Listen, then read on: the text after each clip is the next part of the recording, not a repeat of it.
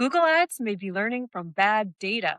Today, I'll show you how to stop smart bidding from chasing the wrong signals. I'm Heidi Sturrock, a search marketing advisor with over 20 years of experience. Here's the thing, smart bidding is amazing, but it is only as good as the data it learns from. And that is the part most advertisers forget.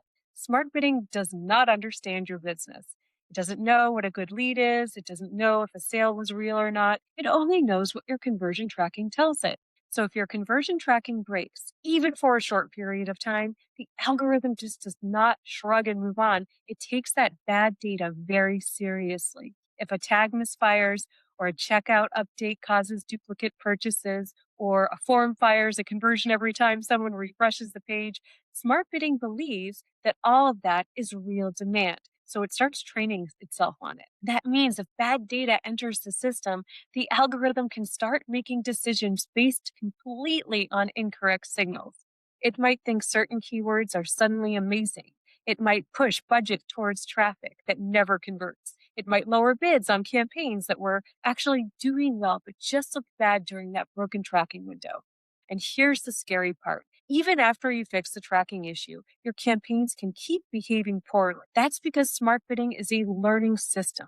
It is always looking at historical patterns to predict future performance. So if you taught it the wrong lesson last week, it's going to try to repeat that lesson this week. That's where data exclusions come in. Data exclusions are Google Ads' way of saying, hey, ignore this period of data when learning. You are basically telling the algorithm something was wrong here. Do not use this to train yourself. I personally like to think of it like this. Imagine you are training a new employee to qualify leads for your business. For 1 week, your CRM accidentally marks every spam form fill as a sale. And so at the end of the week, your employee looks at all of the data and thinks, wow, these spammy leads are incredible. I should go find more of those. That is exactly what smart bidding does with bad data. A data exclusion is you stepping in and saying, no, that week was corrupted. Pretend it never happened when you are deciding what good looks like.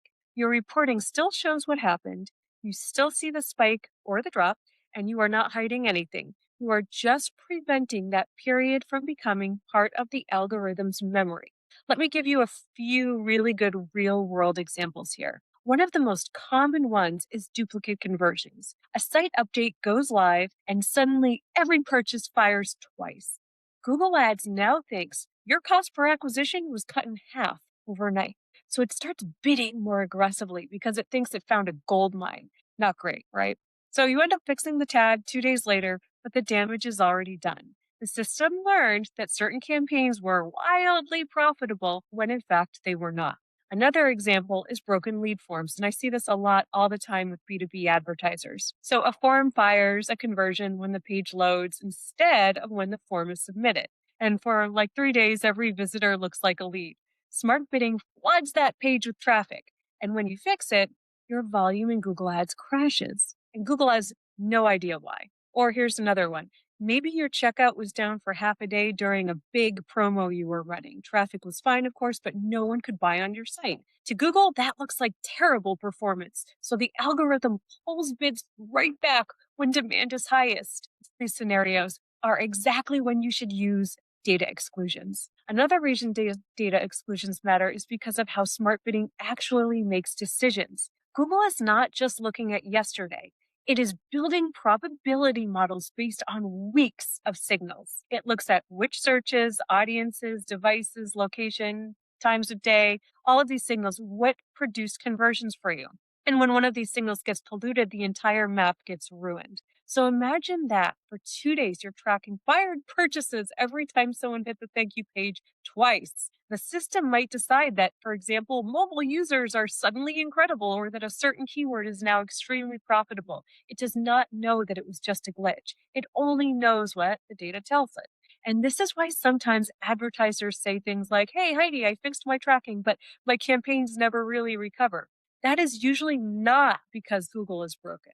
That is because Google learned the wrong story about your business during that broken period. Now, data exclusions let you rewrite that story for the algorithm so you don't have to worry about it. This is especially important if you are running Performance Max or using Broad Match with smart bidding or AI Max for search, all of these rely so heavily on historical conversion patterns. If that history is corrupted, the automation becomes actually dangerous instead of helpful. Now, I get this question a lot. How do you actually decide whether a period should be excluded? And my answer is really simple. It's a simple gut check. Ask yourself, if I were training a new employee using this data, would I trust it? If the answer is no, that period probably should not be used to train Google's algorithm either.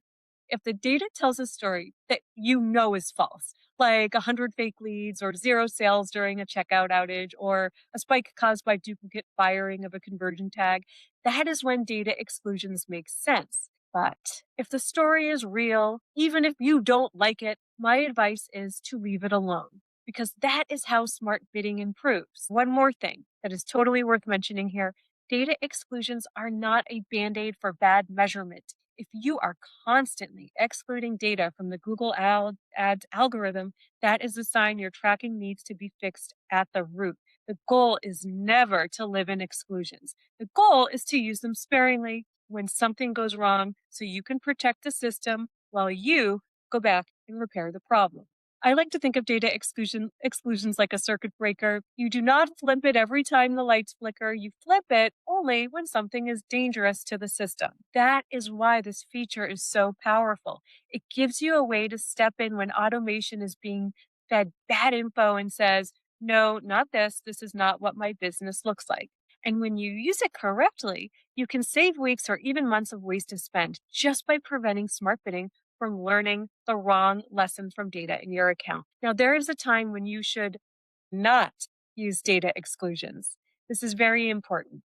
Do not exclude data just because results were bad.